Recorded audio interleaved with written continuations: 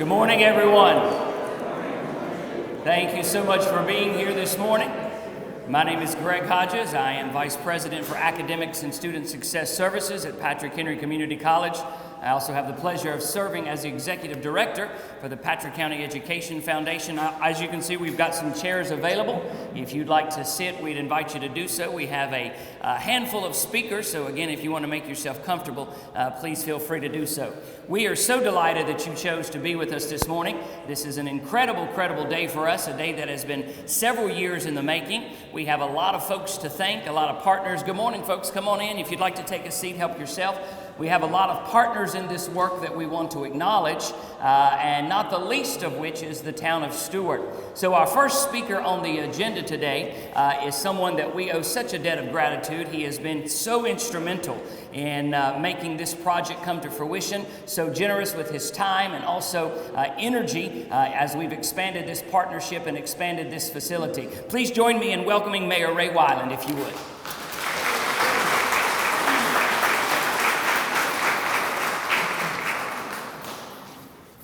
Thank you, Dr. Hodges.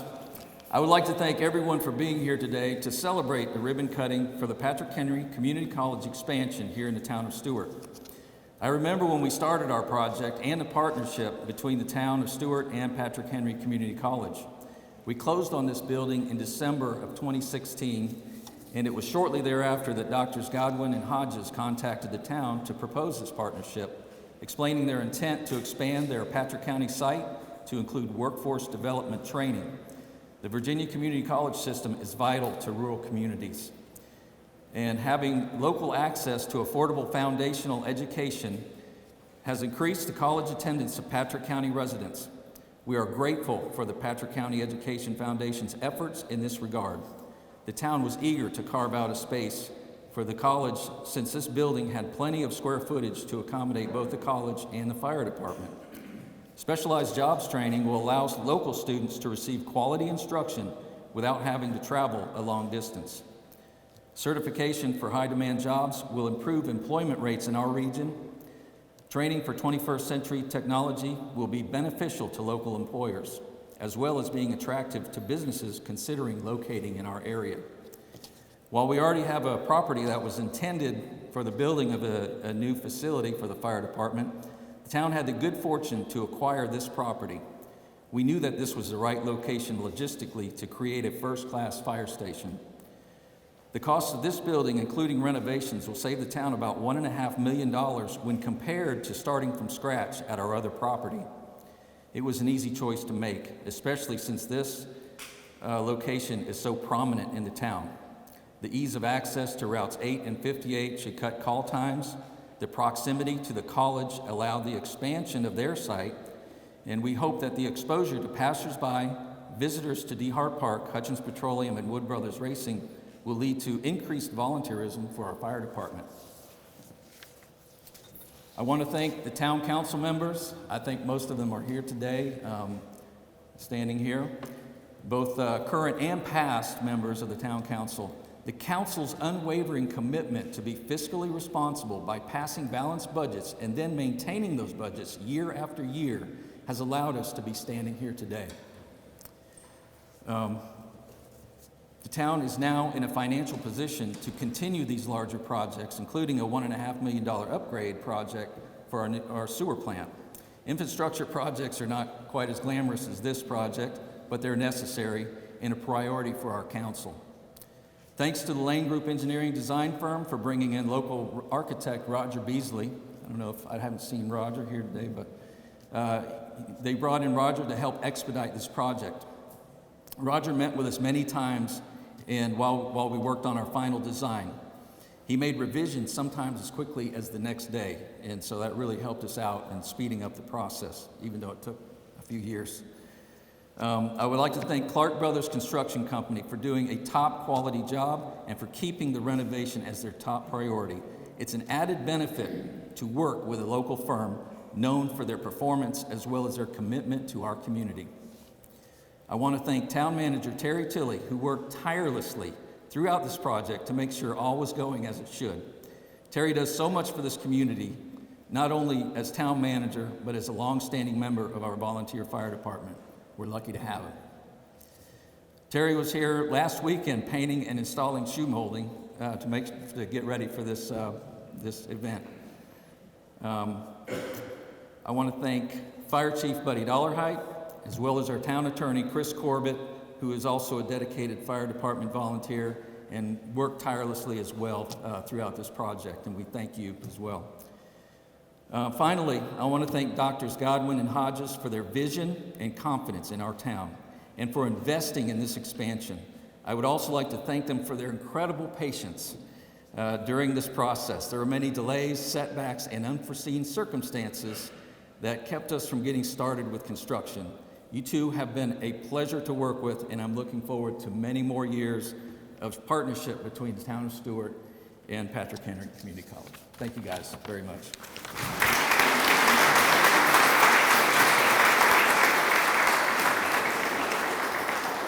Thank you, Mr. Mayor. We are deeply, deeply grateful to the town of Stuart. They've been fabulous partners, and he's exactly right. There have been a few delays, but what project of this magnitude doesn't have delays? And so we are so honored that they chose us to work with. Well, it gives me great pleasure to introduce our next speaker, who also happens to be my boss. She has been Patrick Henry's president now. She is beginning her 8th year. Prior to that, she had a plethora of jobs throughout our country, including both community college and university tenure positions. She's done economic development work and, of course, run several of her own businesses. Please join me in welcoming our president, Dr. Angelina Godwin.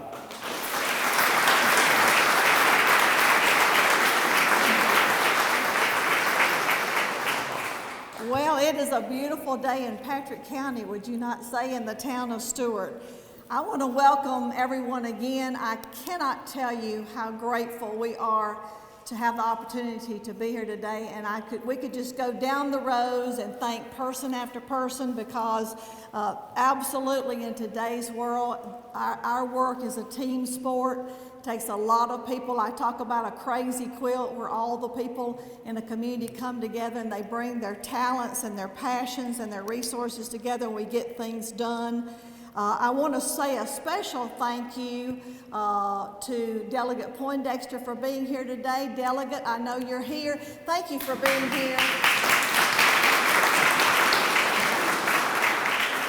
We just recently took claim of his granddaughter as a patriot, one of our loans, but we appreciate that your doors are always open to us and that you're always receptive and interested in what Patrick Henry Community College is doing, and the entire Virginia Community College system as well.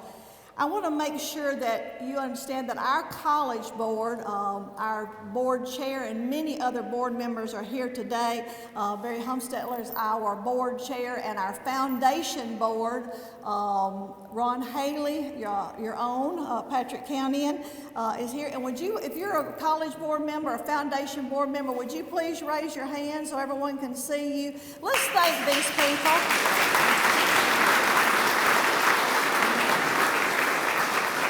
They give absolutely endless hours and time and energy with certainly no reward or compensation on behalf of Patrick Henry.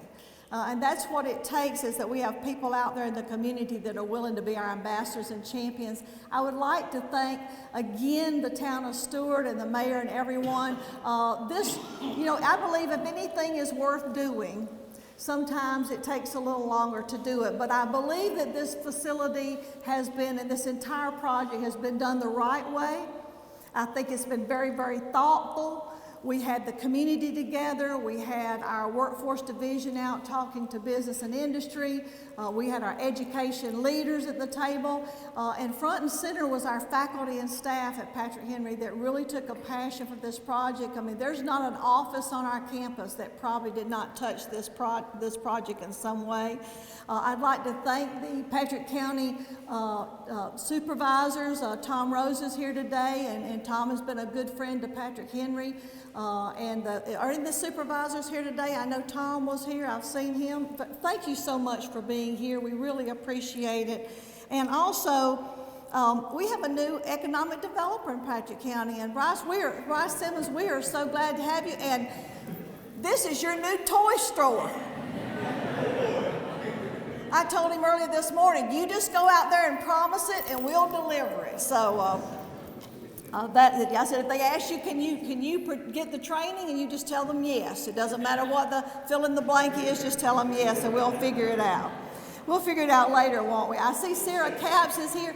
Sarah, this would not be possible without the Tobacco Commission, and we really appreciate the heavy lifting that you've done. In addition to our trailer, make sure that you see that. I see Dr. Julie Brown is here with the Institute. Julie, the Institute saw a need that we had in trying to expand. This was in some of our early planning and expanding in Patrick County. The Institute for Advanced Learning and Research donated their trailer to us, and we've retrofitted it. And thanks again to a tobacco grant, and take a look at it. This is what we hope that we can entice our younger folks in our community to get excited about what advanced manufacturing can mean for this community, and that's just wonderful. And if you're from Patrick Henry Community College, would you raise your hand? This is an all-studded cast. These are extraordinary people who go above and beyond the call of duty every day. In a couple things, Patrick Henry has been a leader college, a part of Achieving the Dream, which is a reform network since its inception, 2004. And what that really says is it's about being the best of the best. In 2015, we were named the Leah Meyer Austin Award, which is really the #1 community college in the country in terms of serving students. And so what is important to us is that our strategic vision is that PHCC is student success. That's who we are. That embodies our being. That's the only reason that we've existed since 1962. So when we start looking at any project, any opportunity, we ask two questions. What is in the best interest of the student, and what is in the best interest of the community?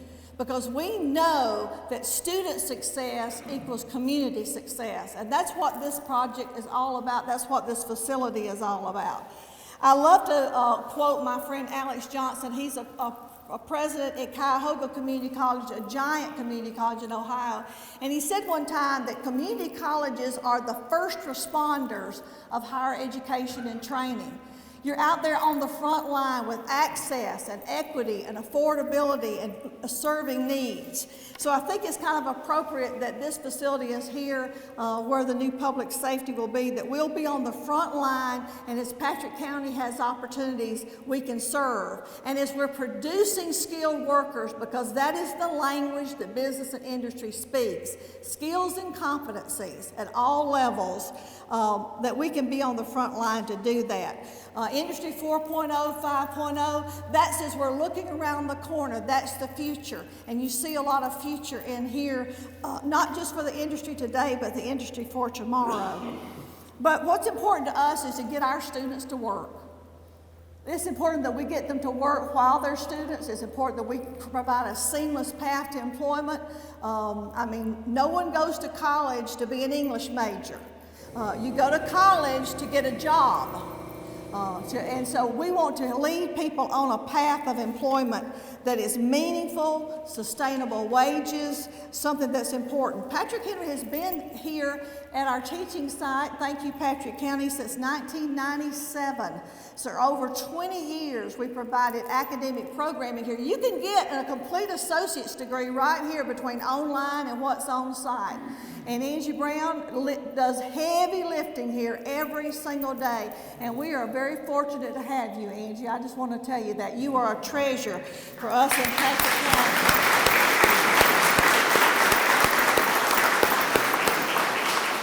And nothing would be possible without our public school system. Dr. David Martin, thank you for being here, Dr. Martin, what you're doing and leading Patrick County into the future. And Robin Ferguson, I think we talked, it's been almost 7 years. 5 years ago, Dr. Hodges and I met at Honduras with Robin and said, we've got this crazy idea.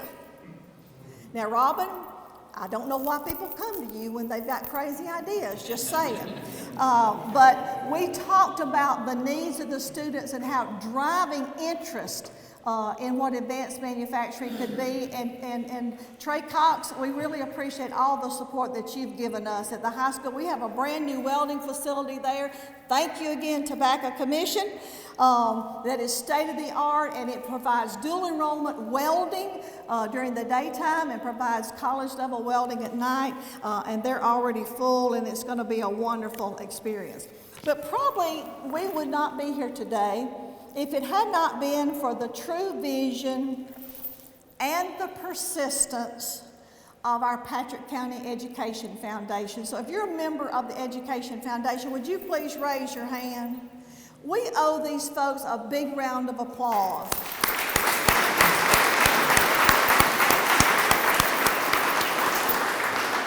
Beginning with the Patrick Project that made a determination, yes, in our community we have made up our mind. We have made up our mind that we are going to push college and training attainment. We've made up our mind that we're going to push towards sustainable wages. We've made up our mind that we're going to invest in the economic well-being of this community. And at the helm of that has been none other than Governor Gerald Belize, the 65th governor of the Commonwealth of Virginia. I want to publicly thank the governor because he is the abiding consciousness of all of us to keep on working for Patrick. Patrick, a term of endearment, not Patrick County, but Patrick, a term of endearment that he lives by every day. I see Governor Belize as one of the great standing statesmen of this Commonwealth, and we don't have many, and I'm glad to be able to say that I know him. I will tell you, one time I was teasing the governor about politicians. He said, I'm not a politician, I just ran against them. And I love that. He's had such patience and persistence, been really a voice of reason for us. He's been the nudge when we needed. He's been the encouragement when we needed. He's connected the dots when we needed, and the work is not over. We have much more to do because we want to make sure that academic and workforce training is paramount in this community, and that whatever you need, that we have it.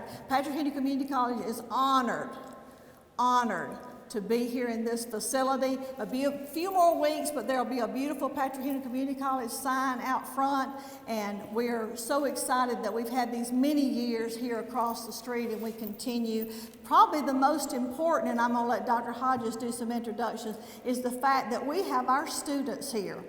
And I would like to thank, even though he could not be here today, Professor Daniel Edwards for his vision and work on this place with Bert and her team, Bert Wright and her team, and Professor David Dillard, who is here today.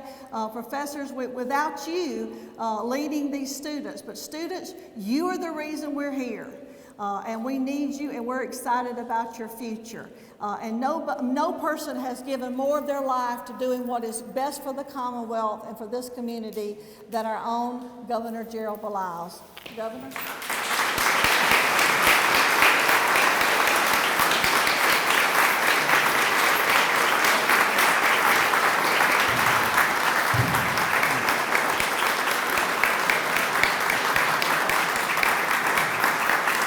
Thank you.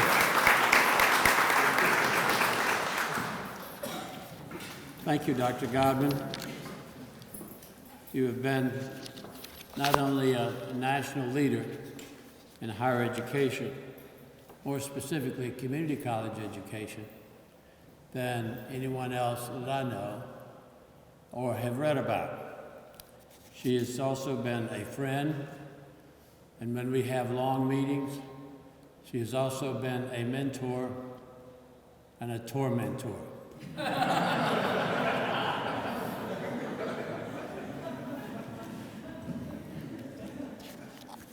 Delegate Poindexter, it's nice to see you here.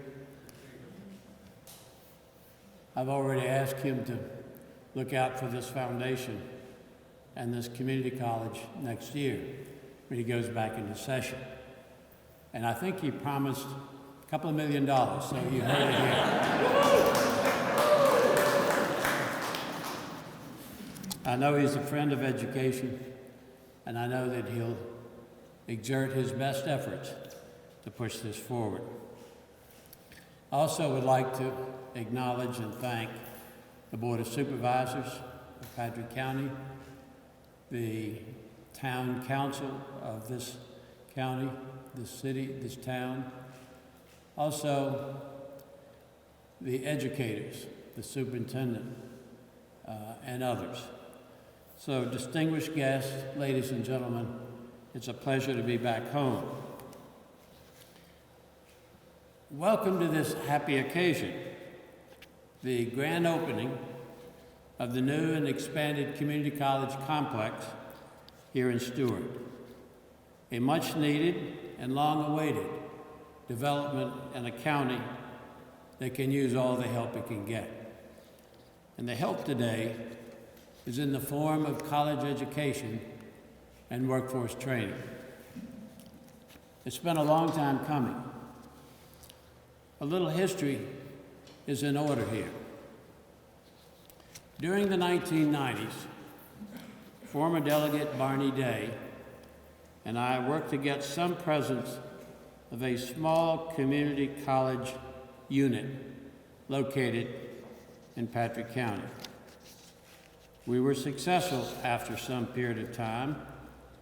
It offered little, though, in the way of academic offerings, but it was the acorn that over time began to look like the proverbial young oak tree. Programs were enlarged, and the county in 1997, as you've heard, generously provided space in the Patrick County Community Building within sight of where we stand if we walk out the door. After the 2001 U.S. Census data were released, it showed Patrick County near the bottom of the state's educational rankings. It was in that environment that the Patrick County Education Foundation was formed in 2001. Former residents of the county, along with local civic and governmental leaders, established a foundation with a 10-year goal to bring this county from the bottom of state educational rankings to one of the top 5 of the 50 rural counties of the Commonwealth. It was a tall order. Our foundation was not created as an operational organization. We did not see ourselves as absorbing the local government's educational responsibilities. Instead, we viewed ourselves as a think tank that would research, reflect, and suggest approaches that would, over some period of time, elevate the county's educational attainment levels, and then leave the programs for local officials to pick up and continue if desired. So we started out by hiring a staff of 5 or 6 educators, including Jerry Hughes, our former executive director. We established a thriving GED program for adults. We brought in the nationally recognized College Access Organization for high school students.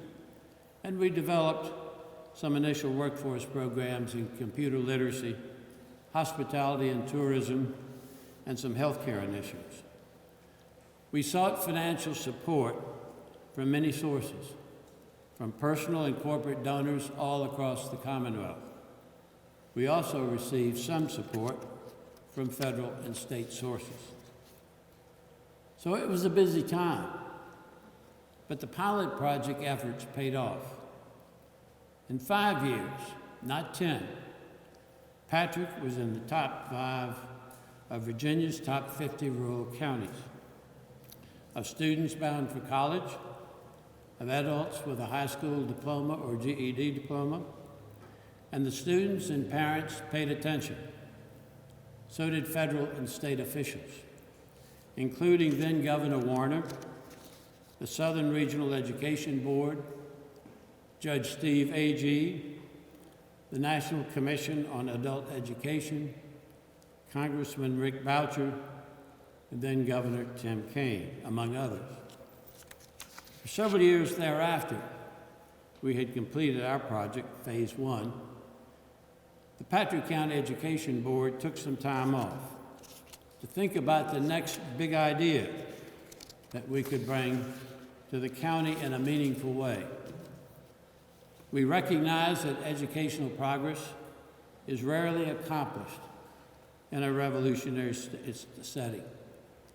It is made in incremental steps, the result of focus, discipline, and elevated aspirations for the future. The board began to think whether the expansion of the Patrick Henry Community College in a significant way might be possible. Our research and our meetings with community college officials and others led us to believe that the task would be arduous, time-consuming, and frustrating, but achievable. It was clear to us that some form of post-secondary educational credentials will be required for those who want to qualify for jobs now and in the future, either here at home or elsewhere.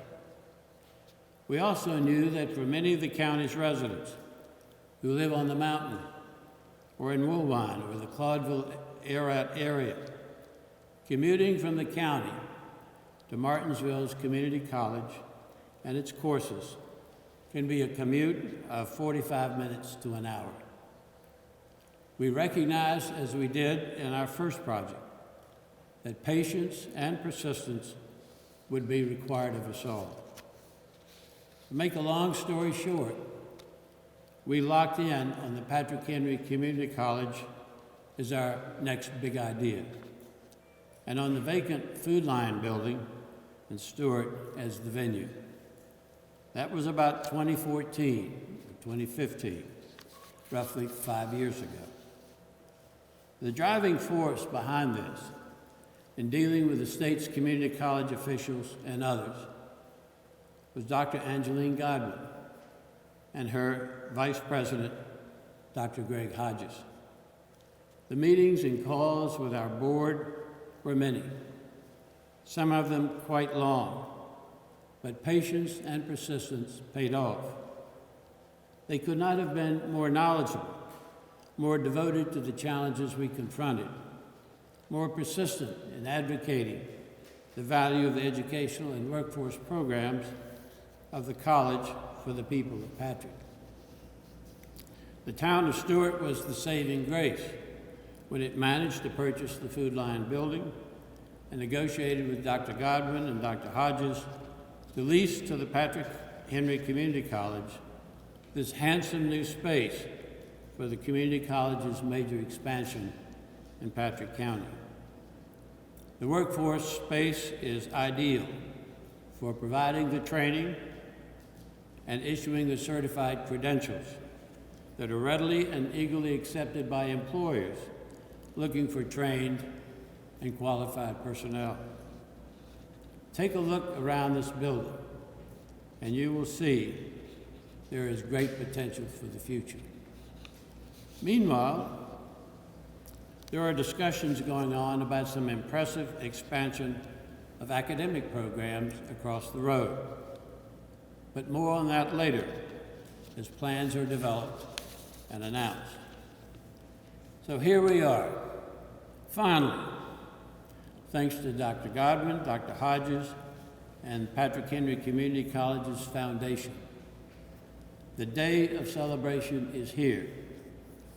We hope that the citizens of the town and the county will fill the classrooms, for the Patrick County Education Foundation believes that as education goes here, so goes the future of this place many call home. Thank you very much.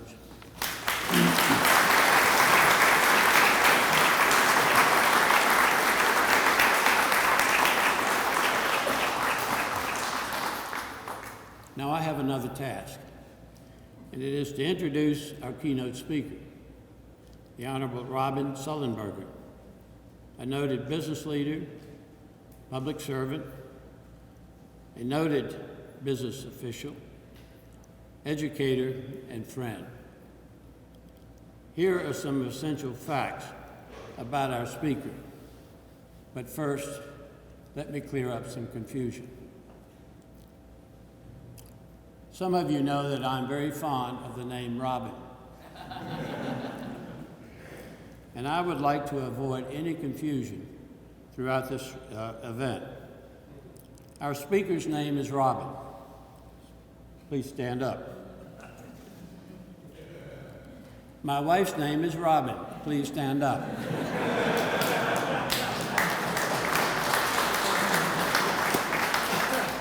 I hope most of you can tell the difference. Robin Sullenberger III retired in 2013 as CEO of the Shenandoah Valley Partnership, a regional economic development and marketing organization. A resident of Highland County, he served 5 terms on the Board of Supervisors, retiring from that role in 2011. In 2013, he was featured in Virginia Business Magazine as one of the 50 most influential Virginians. That same year, the Virginia Economic Developers Association named him a cardinal. I assume there was no religious connotation to that, but it is that association's most distinguished award and status.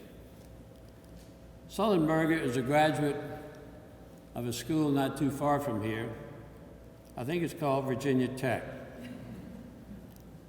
I'm just kidding. Virginia Tech in marketing, and began his career as a teacher and coach in Bath County, Virginia. He later spent 10 years in Dominion Resources in various management positions, leaving in 1990 as the director of the company's real estate. He currently serves as a business advisor and consultant for private firms in the Shenandoah Valley and is active on several boards, including the State Board for Community Colleges, Shenandoah Valley Partnership, and Shenandoah Valley Workforce Board. Sullenberger was appointed to the State Board for Community Colleges in 2012 by Governor McDonald. Ladies and gentlemen, please welcome my friend and our keynote speaker, Robin Sullenberger.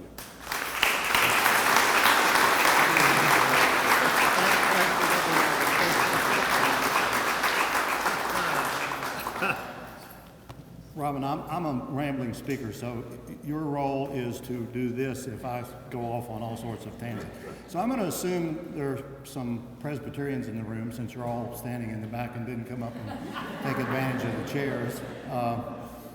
I apologize for the fact that I look like I have a bit of a black eye, and it wasn't from an adversary, it was from a horse. So anyway, I was in Patrick 50 years ago. This is no exaggeration whatsoever. Haven't been back since, and I'm not going to go into any details because there could be somebody in the audience who might remember some of that. But one of my fraternity brothers at Virginia Tech was sort of affiliated with the Woods Brothers in an interesting way. So anyway, it's nice to be back here. I saw some great things on the way in, including the fact that you're very active in the wine industry. I think that obviously that's a natural fit for this area, and I'm hopeful that comes to great fruition for you.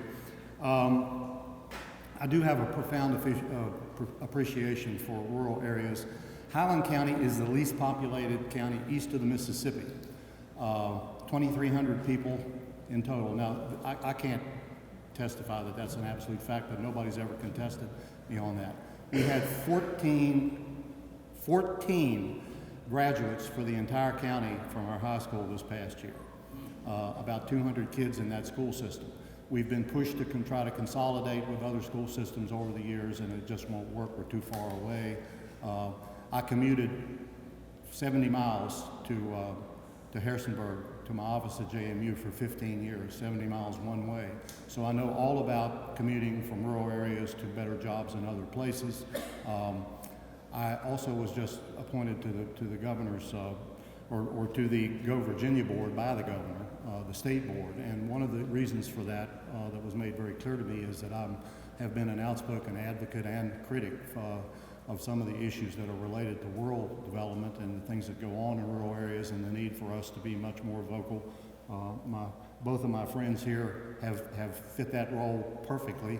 They've said a lot of good things about each other, but I will tell you this. Nothing happens in rural areas in particular without strong leadership. And it appears to me that there are a lot of really, really strong people involved in what's going on here in this county and the town and so forth. So I applaud you for that. But Governor Bliles and President Godwin are highly revered everywhere they go. The Education Foundation has been a bellwether for how to do things the right way in the education world for many, many years. President Godwin, I visited, or I tried to visit all 23 community colleges last year, and one of the things that stood out to me was that the Manufacturing and Engineering Technology Center in Martinsville was literally, and I mean this very sincerely, literally the most impressive facility I visited anywhere in the state of Virginia. Now, I may be exaggerating slightly here, but what I'm doing here is envisioning this as being a bit of a mini version of that. And I hope that's exactly what it turns out to be, because it puts you in an incredible position for the future in terms of your success. Academic programs in the VCCS are expanding exponentially. Our articulation agreements with the four-year colleges have become one of the marquee things that we work on. It's the best game in town, folks, as simple as that. From an affordability standpoint, from a guaranteed admission standpoint, if you do well, it just can't be beat. I wish at least one of my own children had done that many years ago. I do want to particularly focus on the Fast Forward program, because there are an awful lot of things at this facility that will be directly tied to that. The funding for that, thanks to the General Assembly and Delegate Poindexter would be one of the first to acknowledge this. When we started lobbying for this, one of the things that came out loud and clear from the General Assembly folks that we talked to about funding was the fact that they didn't just want a money dump into the education world to be used as we saw fit. There were performance measures and everything that had to be tied to this. What basically happened is that the cost of this education now is a third of what it once was, and then there are some things that happen after that for the money flow to take place. It has been, to put it mildly, phenomenally successful. 16,000 completions for non-degree certifications already. 98% of those are in the top fields, the career fields that are unfolding as we speak. 25, and this is really the really key issue here, 25 to 50% wage increases for those who are coming out of these programs. We've had people who literally go from almost poverty level pay scales into being practically in the middle class. There's an acronym called ALICE. I'm not going to get into that today, but some of you may have heard about that. That people who are literally making a good wage and struggling every day to survive this is ALICE. They have assets, they have wages, they have everything, but we're having to address a lot of issues that we've never had to face before. VCCS has never been more important than it is right now. President Godwin has already alluded to that. We certainly are in an incredibly strong reputation cycle.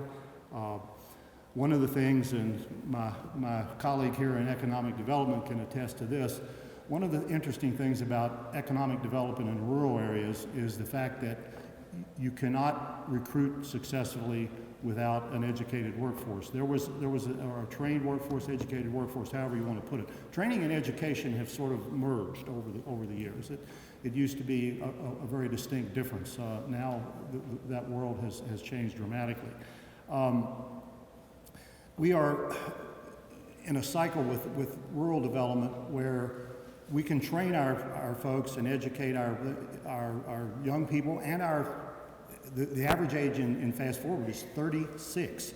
So we see our low-hanging fruit for the future being the 28 and up who are looking for advancements in their career and new training and being a part of basically the new wave generation of jobs. But economic development used to be all about sites and buildings. Now it's all about talent. So what happens to us in rural areas an awful lot, and this is the reality of the situation that we have to address, and one of the reasons that I certainly will be an advocate for that in the Go Virginia realm is that we are in many cases training our best and brightest to leave. because the economic development activities are not out in front in many cases.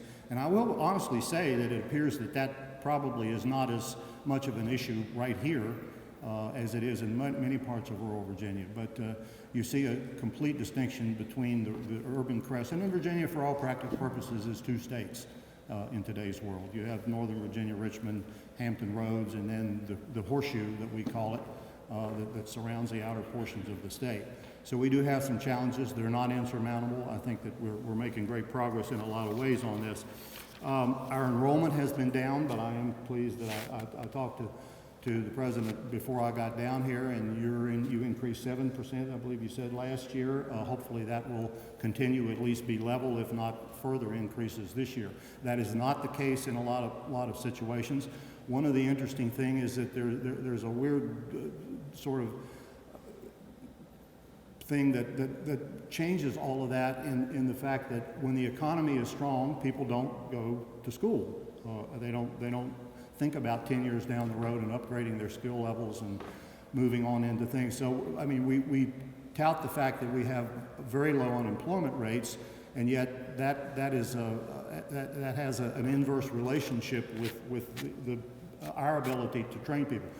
We had a task force last year that addressed all of these issues. There also are food insecurities, there are housing insecurities. 50% of our students have financial challenges.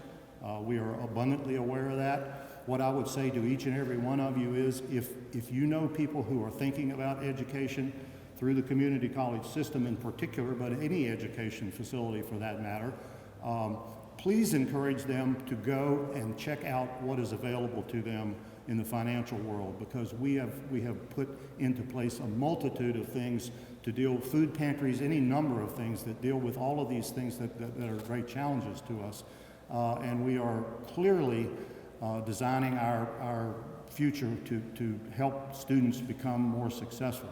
One of the things that we desperately need is a lot more advising, and I can pick on Delegate Poindexter's a little bit here, because one of the things that happened was with all the great resources that they gave us, the thing that they didn't fund anymore was advising. And advising, we are even their own JLARC study pointed out the fact that we are deficient in advising. So you don't have people who sit in front of our students as much as they need to and give them good advice about what their options are, what their career choices are, what their own aptitude is, all those things that go along with that. So I think that'll improve. I think the General Assembly, I can't even begin to tell you. I've gone to the General Assembly for a variety of things for 25 years. This past couple of years, they really get it in terms of the future of this state and what's going on with economic development, with workforce development. Amazon being the prime example of that, which is a long way from here. Anyway, so this administration is very focused on rural things. Broadband in particular is one of them, and we know how critical that is to the future of everything, and particularly in rural areas. Go Virginia is doing some of the same things in terms of doling out resources to areas that come forth. One of the problems with that and the challenges with that also is that when you get to the rural areas, we have all the urban areas that have huge staffs who can conjure up all sorts of proposals and ideas and put together elegant proposals to do things with their areas. In rural areas, most people are working just to survive the daily things that go on. There's a combination of things with economic development, community development. The financial plight is severe in some places. So again, we have a lot of challenges, but I think one of the things that is incredibly interesting and I think obvious to me over the years is that rural everywhere, and rural areas in Virginia in particular, have an incredible sense of pride and motivation to live where they live and be there because they want to be there, and also to help those areas grow.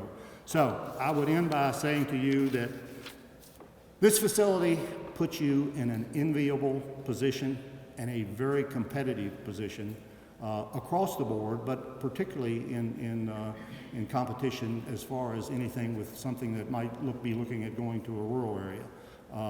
More power to you. It's a wonderful facility, and I can't tell you how nice it is to come here and see what you're doing, and good luck in your future. So thank you very much.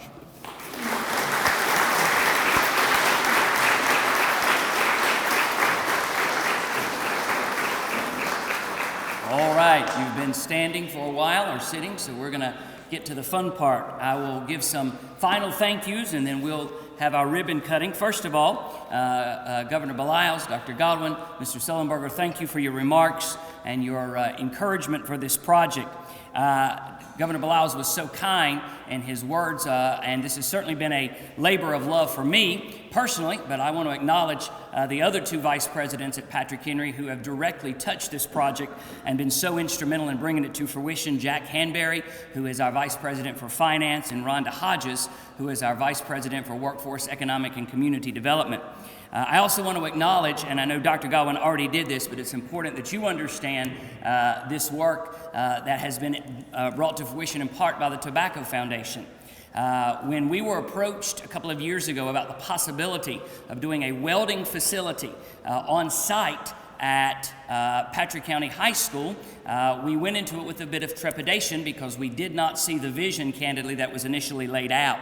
That became even more trepidatious when we went to the site this time last year that was being proposed for this expansion. And candidly, I walked away and looked at Dr. Godwin and said, there is no way that they will get that site ready in 1 year. And boy, was I ever wrong. The maintenance staff at Patrick County High School did an incredible job, and not only did they get that site ready, it superseded anything, candidly, that we ever thought could be possible, and made us a little bit jealous, to be honest with you. And so I want to acknowledge them and ask you to join me in thanking them for bringing that to fruition. And then finally, Sarah Capps with the Tobacco Foundation, who took a real risk, frankly, the Tobacco Foundation, in securing the equipment. This is the first time that Tobacco has founded, or funded, I should say, a project like this that would be joint with the high school and then a standard non-dual enrollment students in the evening. And that cohort is full at night with a waiting list, and so we are very grateful for that. Well, let's recognize the most important folks here.